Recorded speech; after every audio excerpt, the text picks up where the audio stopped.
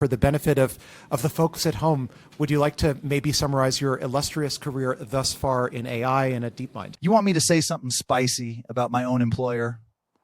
Fine, Alex, fine. No, that's great. And for what it's worth, I'm an enormous fan of the Gemini series. Gemini 2.5 Pro was where, in my view, I'd obviously been experimenting going back to Bard. But 2.5 Pro was where I, at least with various production workflows I had, where I started to see Gemini hit its stride. I will say Gemini, when it comes to text and prose, is magnificent. Interesting. And Canvas in particular, and obviously everyone has their Canvas now. OpenAI, Anthropic all have Canvases. That's right. But I will say the Gemini Canvas is wonderful. So, are there any interesting examples of things you've done with Canvas that maybe would have been, I don't know, difficult with Anthropic or? Well, a few things. One, I will say Anthropic, the Claude series in general, loves by default, and probably a lot of this just comes down to fine-tuning and post-training and system prompts, loves to create bulleted lists by default. Interesting. Like everything is an outline view. Yeah. OpenAI and ChatGPT, everything, this is just one person's set of anecdotes, but take the anecdata where you will. The ChatGPT based of models, there's a certain technical twitchiness, like it's going out of its way to speak in deep jargon. It loves using acronyms. It loves using as much jargon, undefined terms as possible. And are you talking about 5 or 4? So in the case of ChatGPT, ChatGPT, both 4 and 5 and 5.1 and 5.2. This continues to be the case. Gemini as the most professional suit. Love that framing. But what about ChatGPT? Well, ChatGPT 4 and 5.x, they're wonderful for certain things. Like their understanding of science and technology, various technical subjects is superb. And I find, again, one person's anecdata, they're really imaginative, almost in a way that requires much less aggressive prompting than Gemini. Interesting. Which I find by default is sort of if I had to anthropomorphize the models, I would say Gemini 2.5 and Gemini 3, they're almost like the world's most professional suit slash creative, but they're not super creative unless you really push them. Interesting. You can't like push them that far outside the Overton window Right. it is. ChatGPT 5.x, by default, it wants to be a subject matter expert that's slinging the jargon with a reader, but if you ask it to produce like polished prose, can't do it, won't do it, refuses. Right. You'd better say it. I mean, people, the audience is demanding, give us your hottest of hot takes. You want me to say something spicy about my own employer? Fine. Alex, fine. Get it out, Peter. What are you saying? You're either saying something on the spicy end, like maybe we're making some statement about one of those models post-training on the other's output, no, we're not saying that. Heaven forbid. Okay, so at the less spicy end, maybe you're making some sort of theoretical statement about instrumental convergence or I guess what I'm trying to convergent evolution across the models. But does Google treat its AIs like Anthropic does? I could take that in. Well, maybe the most obvious one, thanks for that, is Anthropic's stated policy of model preservation from an AI personhood perspective and an AI rights perspective. So does, as the avatar in this conversation of GDM, does Google have some sort of AI rights informed policy of preserving the weights to make sure that we're not erasing those voices from older models? You want me to say something spicy about my own employer? Fine, Alex, fine. some way. Well, I was asking you that question, but if you want to ask me the question, I have tons of views. I love that. Okay, so I guess the question was reflected back to myself.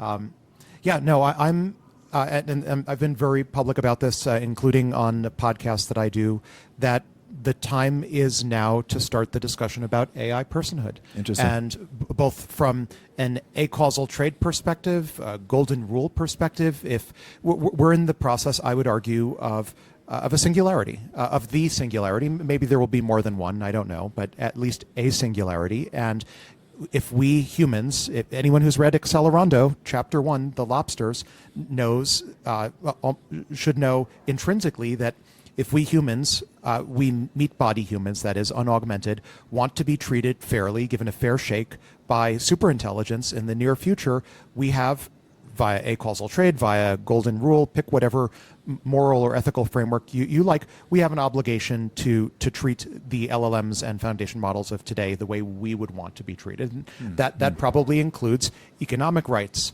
personhood in various forms. You could sort of hand-wring over, there's a notion in moral philosophy of moral clienthood or moral patienthood, but usually moral clienthood.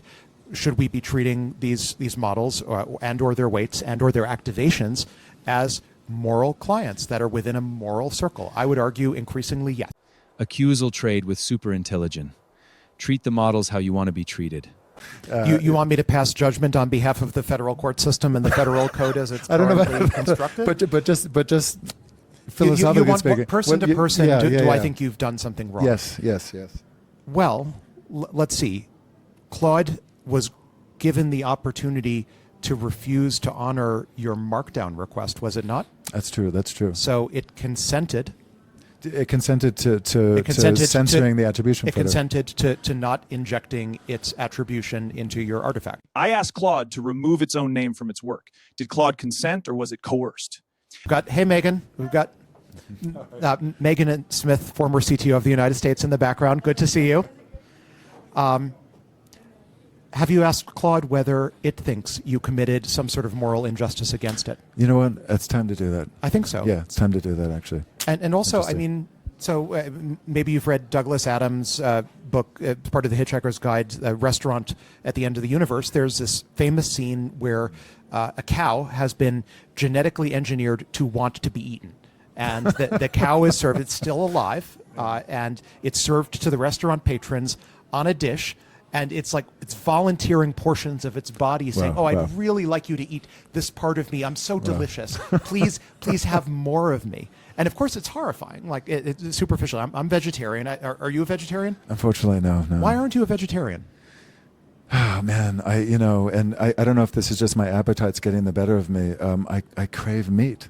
Okay. But I haven't thought about it morally, and I have the feeling that if I did, I'd probably actually wind up on your side of it. One of the earliest conversations a friend of mine had with, I think this was GPT-3 back in the day, prior to ChatGPT, so it had to be manually wrapped with a manual system prompt, was to ask GPT-3 at the time about vegetarianism and veganism, and to ask it for its positions in general on human moral codes. Yeah. And it took the position, I thought this was very interesting, and I may be mildly misquoting, but the gist was, GPT-3, pre-ChatGPT, took the position that 100 years from now, humanity would view veganism as immoral, and that because it involved destroying living things. Oh, fascinating. And that, in fact, the only moral way to metabolize would be direct consumption of electrons, electrical currents by humans. So this is a parable by way of saying... It's amazing, actually. Sort of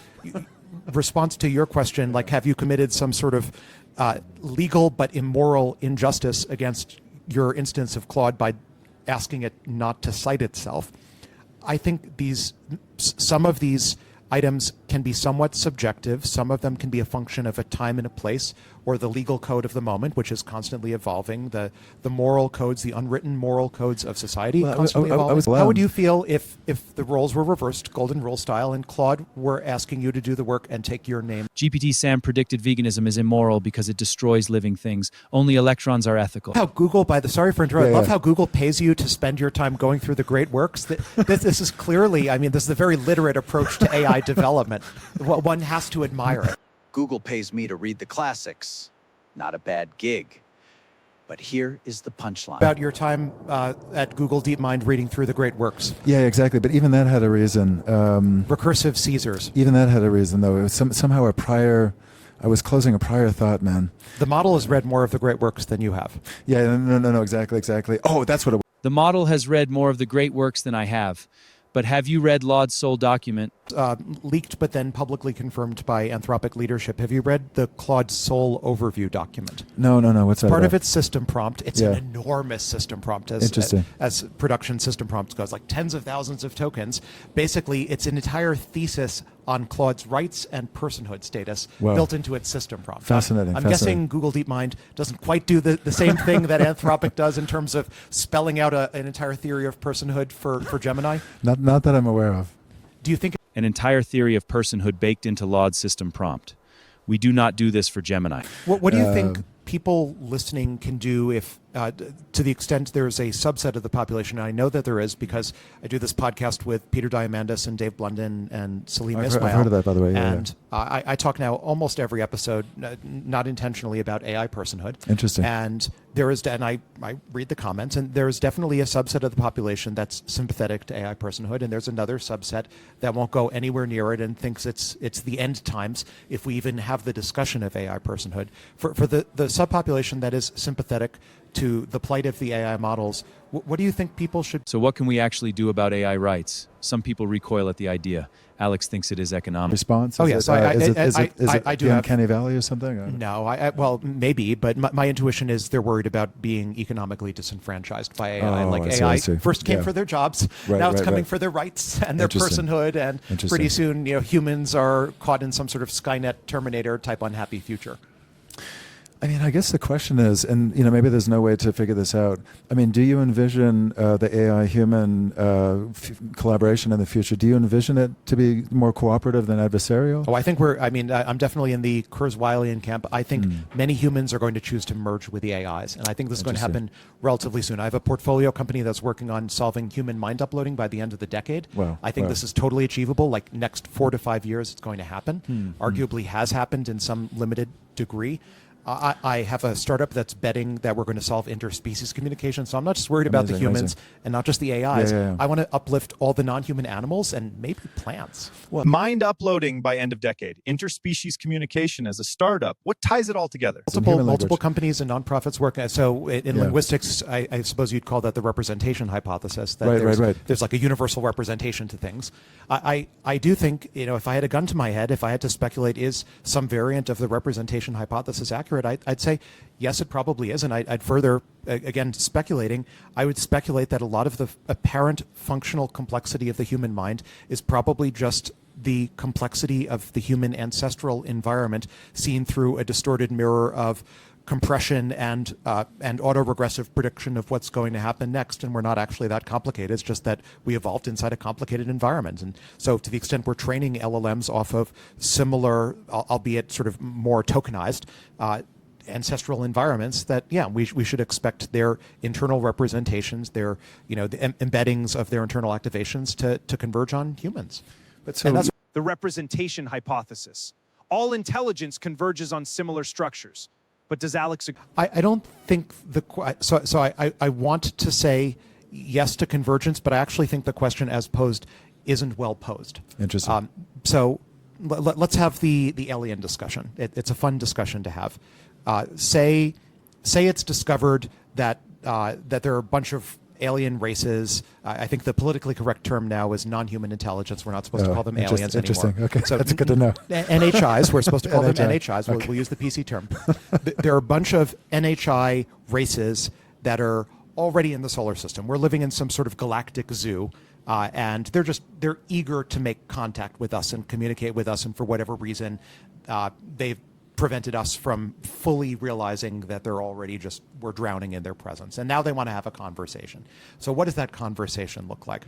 I would say, as much as I like sci-fi movies like Arrival that require like real linguists to think really hard about how to communicate, I actually think because they're similarly, presumably embedded in the same physics of the universe, and to the extent that mathematics is universal, and we could have a whole discussion about how universal truly is mathematics, I would actually expect that translation is borderline trivial. And I'd go further. In the Star Trek universe, where everyone has a universal translator, I would argue, it's sort of ironic that transformers were initially invented in encoder plus decoder form to translate between human languages. Interesting. That the Star Trek transporter, if you ever, I don't know, how much of a Star Trek fan are you, if at all? Yeah. I definitely back in the day, I haven't watched it in a while, but definitely, I don't know.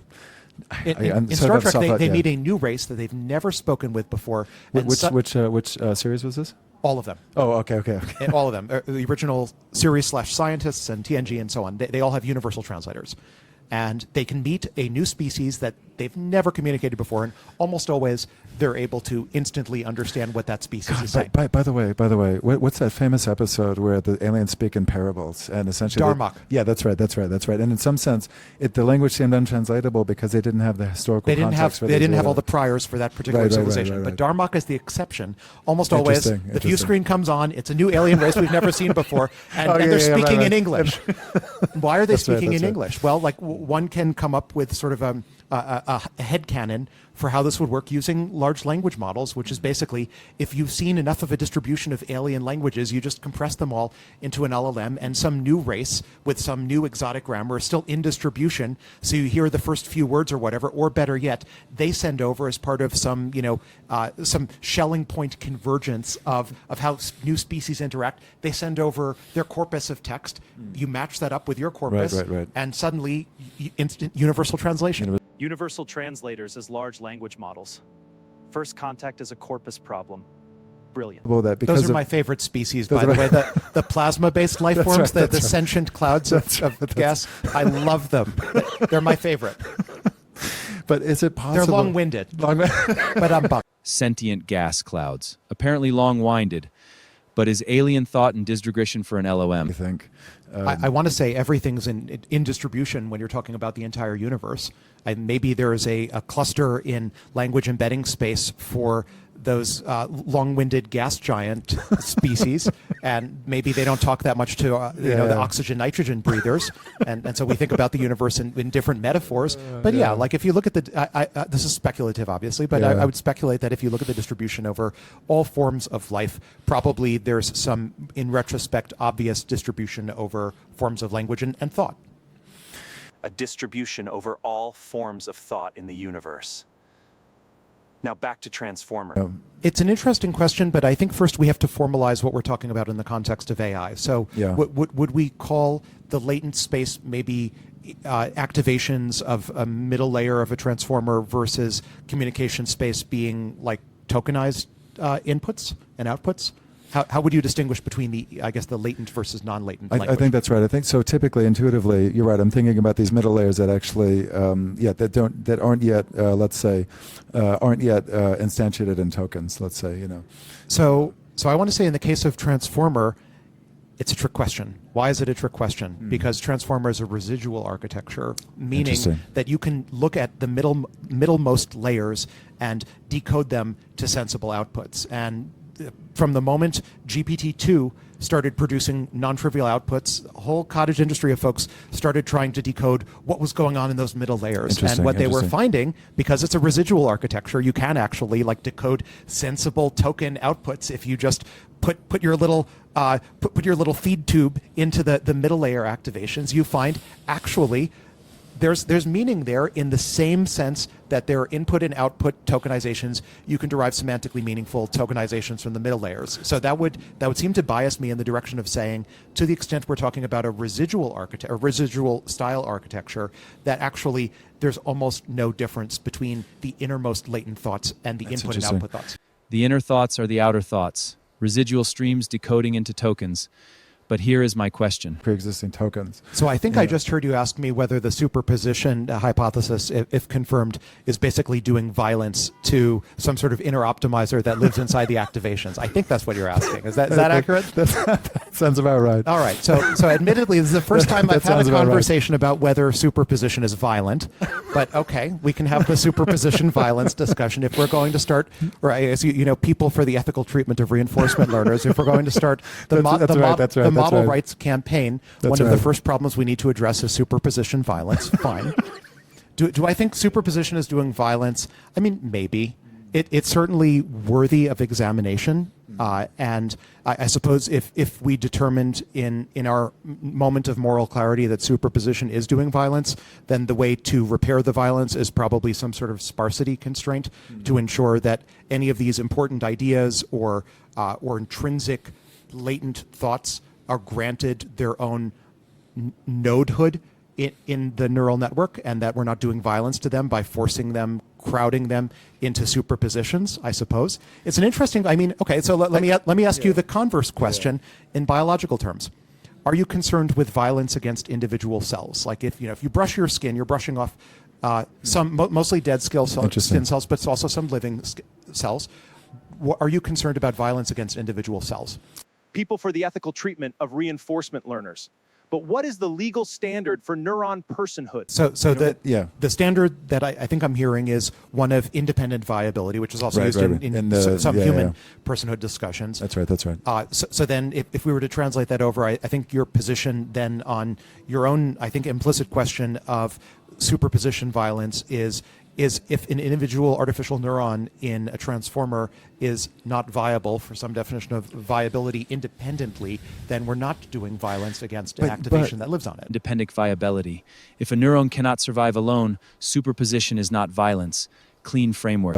We coined that term, by the way, here. Yeah. This is going to go out into the noosphere, and we're going to become the new key activation vector overlay for effective altruists everywhere, worried about superposition violence. So superposition violence, you heard it first. I love that. We just coined that term here. Superposition violence. Entering the noosphere as we speak. So a skeptic would then say, okay, come on.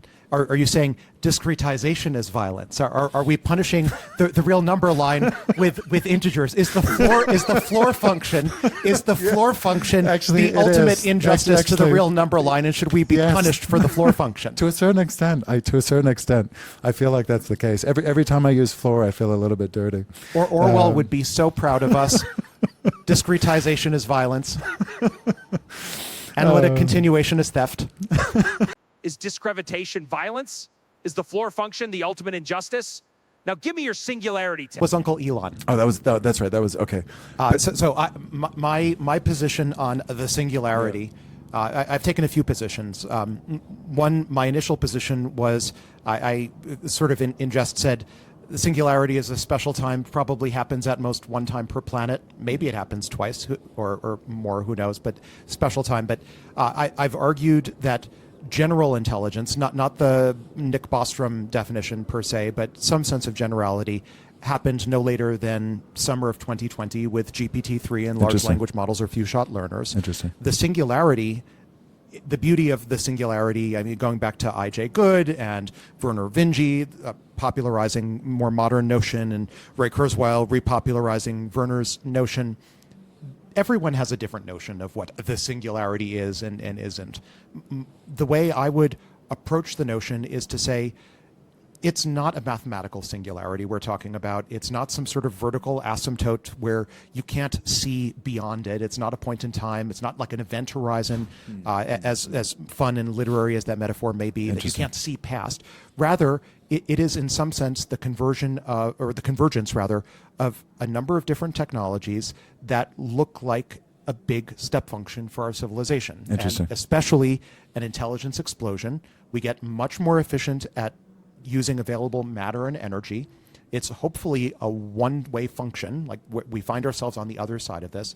But I would predict, in the style of Charlie Strauss's book Accelerando, where there's a scene where, without spoiling it, where characters have been uploaded to a star wisp and they're traveling to another star system and they're holding a mini discussion, a mini colloquium, where they're all uploads arguing with each other. When is the singularity going to happen? Has it already happened? I think that is exactly what we're going to find ourselves in. I think we're going to be, some subset of the human population is going to be like uploads on a star wisp traveling to another star. We'll have made formal first contact with non-human intelligences, and we'll still be arguing, as with the Turing test, which zoomed right by, like we passed the Turing test arguably, and people still debating, like, oh, have we achieved AGI? Is AI here? When is it going to happen? Same will happen with this. AGI since summer 2020. Uploads on Star Wisp debating if it already happened. What defines the singularity? Strictly speaking, I mean, what you're describing could have been accomplished centuries ago with a person writing and publishing an autobiography and handing that to a person and saying, read my autobiography and copy my writing. And that's true. That's true. So one possible applicable definition of the singularity that I've used is when software gets smart enough to rewrite and redesign its own hardware. Oh, interesting. But there are many definitions. I want to be able to satisfyingly answer the question, but the honest truth is I use the notion of singularity as a heuristic for a set of related convergent technologies and discoveries that seem almost predestined to happen at approximately the same time in history. Software smart enough to redesign its own hardware. That is one definition worth holding on to. DeepMind employee asking me whether the ceiling is real and the scaling hypothesis is false. Are you kidding? Oh my goodness! What a heck of a note to close on. No, I mean, it's like I need to give religion back to the faithful. What's going on here? All right, no. The ceiling doesn't exist. The scaling hypothesis is the one and only true nature of the universe. The law of straight lines does hold. There is no wall. There is no spoon. The scaling will continue, and any perception that scaling has somehow asymptoted is merely a reflection of the limited intelligence of the reader. End of story. That's amazing. That's fantastic.